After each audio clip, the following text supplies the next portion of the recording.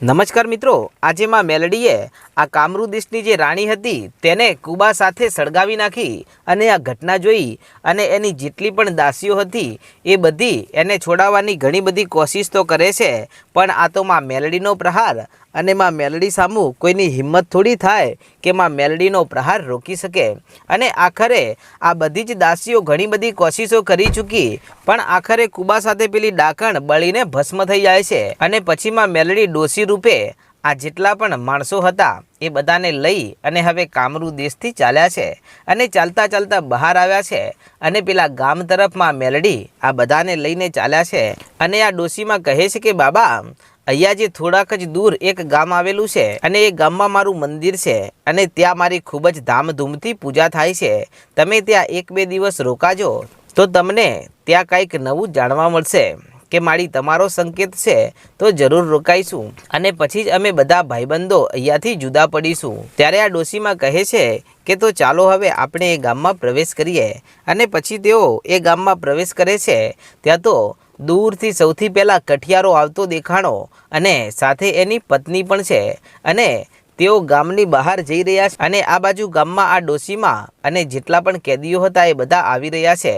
ત્યારે આ કઠિયારો દૂરથી જ્યારે આ ડોસીમાને જોઈ ગયો, એની સાથે એની પત્નીને કહેવા લાગ્યો કે આ તો માં મેલડી છે અને પછી તે દોડતો દોડતો માં મેલડી પાસે આવે છે અને ડોસીમાના પગમાં પડી જાય છે અને કહે છે કે માં, અમે તમને ઓળખી ગયા છીએ માડી, તમે તો નુરિયા મહોણીનો વધ કરી નાખ્યો, ઝીંઝુડી ઝાપડીનો વધ કરી નાખ્યો અને લાલવાદી ફૂલવાદીને વશમાં કરી નાખ્યા અને ગલકા ડોસીને પણ મારી નાખી। માડી, તમે અમારા માટે આટલું કર્યું તોય માડી તમે અમારા ગામમાં મહેમાન ગતિ ના કરી। ત્યારે આ ડોસીમાં હસવા લાગ્યા ને કહે છે કે આજથી હું મેલડી તમને કહું છું કે હું હર હંમેશને માટે તમારા ગામમાં વાસ કરીશ। આમ કહી અને આ ડોસીમાં ત્યાં બધા એની સામું અદૃશ્ય થઈ જાય છે। ત્યારે ડોસીમાને આમ અદૃશ્ય થઈ જતા જોઈ અને આ ગાંગીના બાબા આશ્ચર્યમાં પડી ગયા અને એમની સાથે જેટલા પણ એમના ભાઈબંધો હતા એ બધા ચોંકી ગયા ને કહે છે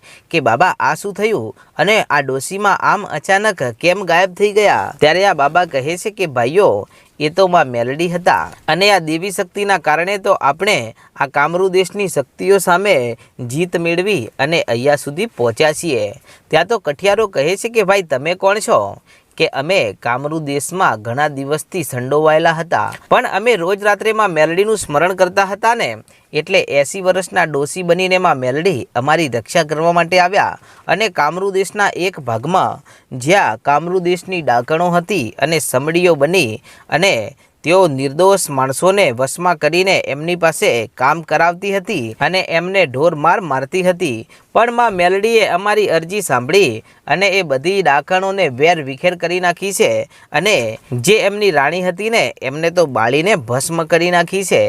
ત્યાં તો આ કઠિયારો કહે છે કે એમ વાત છે ભાઈ, તો ચાલો અમારા ગામમાં। અને પછી કઠિયારો અને એની પત્ની આ બધા જ માણસોને લઈ અને ચાલતા ચાલતા એમના ગામમાં પહોંચે છે અને ગામની અંદર જતાની સાથે તો ત્યાં ગામના મુખી અને બધા જ માણસો ભેગા થઈ ગયા અને કઠિયારાને કહે છે કે ભાઈ, આ બધા કોણ છે? તું કોઈ નવી મુસીબત તો નથી લાવ્યો ને?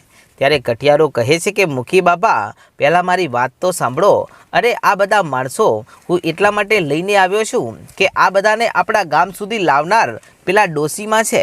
કે કયા ડોસીમાં?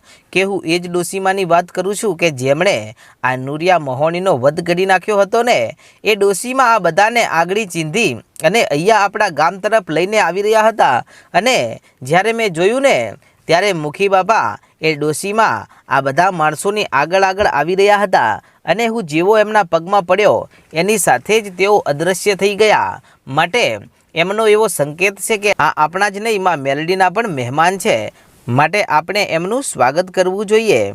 અને ત્યારે મુખી આગળ આવીને કહેવા લાગ્યા કે ભાઈ, તમે કોણ છો?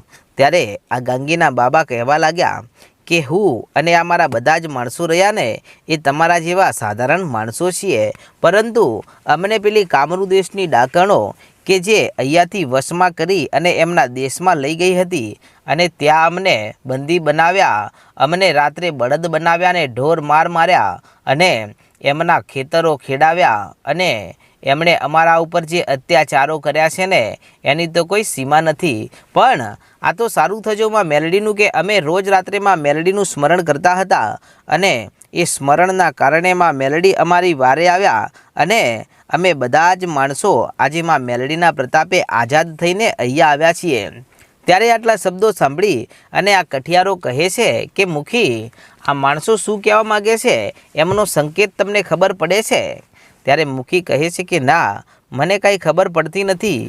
ત્યાં તો ગામના વડીલો કહે છે કે ભાઈ, અમને તો કાંઈ ખબર પડતી નથી, પણ તને પડતી હોય તો અમને જણાવ. ત્યારે કઠિયારો કહે છે કે તો સાંભળો મારી વાત.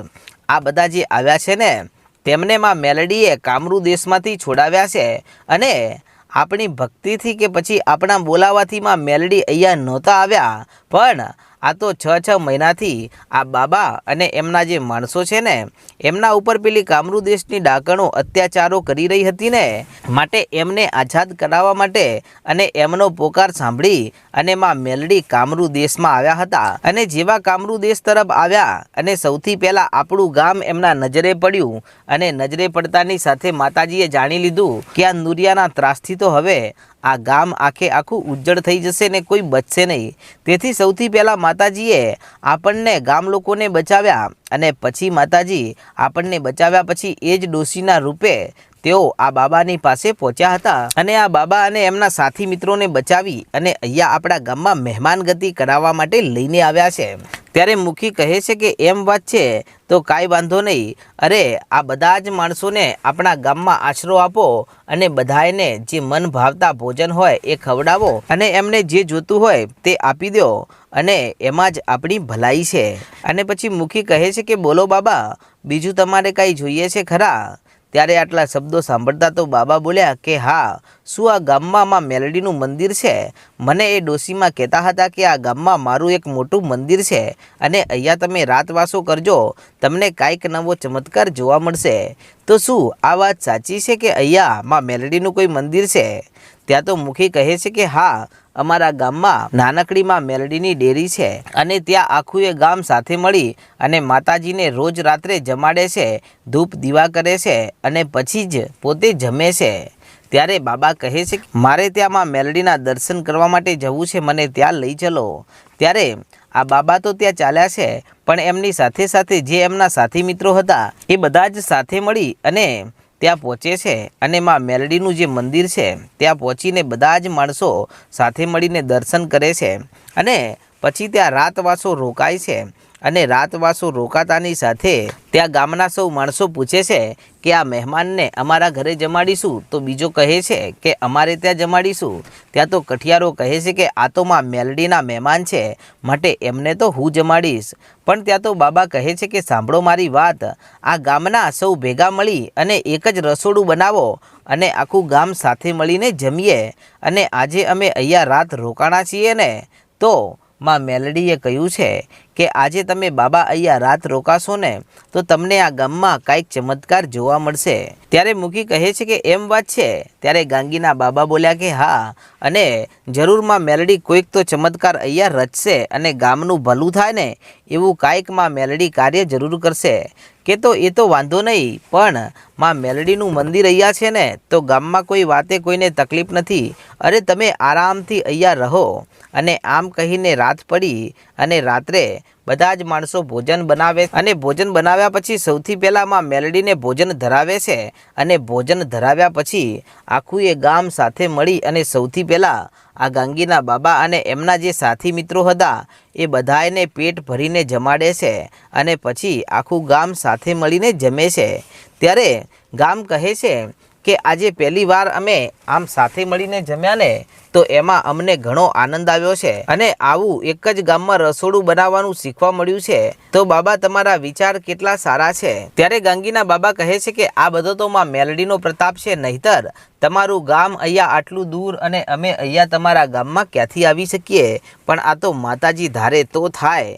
અને આમ વાતચીત કરીને રાત્રે તેઓ નિંદ્રાને આધીન બની જાય છે અને જેવા આખા ગામમાં બધા જ માણસો આજે સૂઈ ગયા છે ને આજે તો ગાંગીના બાબા અને એમના સાથી મિત્રો આજે આરામથી પોઢી ગયા છે, કારણ કે ઘણા સમય પછી આજે જે તેમને નીંદર આવી છે ને એ નીંદર ભય વિનાની છે। આમ તો તેઓ એમ જ વિચારતા કે હમણાં અમારું મોત થઈ જશે, હમણાં અમને બળદ બનાવી દેવાશે, હમણાં અમારા ઉપર અત્યાચાર થશે, આમ ને આમ તેઓ આખી રાત જાગી રહેતા। પણ આજે જ્યારે તેઓ આ ગામમાં આવ્યા છે ને રાતવાસો કર્યો છે તો બધા જ ઘનઘોર નીંદરમાં સૂઈ ગયા છે, કેમ કે હવે કોઈ વાતની ચિંતા રહી નથી। પણ જ્યારે અડધી રાત થઈ ત્યાં તો પેલા ધૂળના ધડીમલેથી મારી મેલડી નીકળી અને નીકળ્યા પછી 80 વર્ષની ડોશીનું રૂપ લીધું અને પછી ત્યાંથી હાથમાં લાકડી લઈ અને ચાલતા ચાલતા માતાજી આવે છે અને આવી અને જ્યાં ગાંગીના બાબા સૂતા હતા એમની પાસે આવે છે અને આવીને કહે છે કે હે બાબા,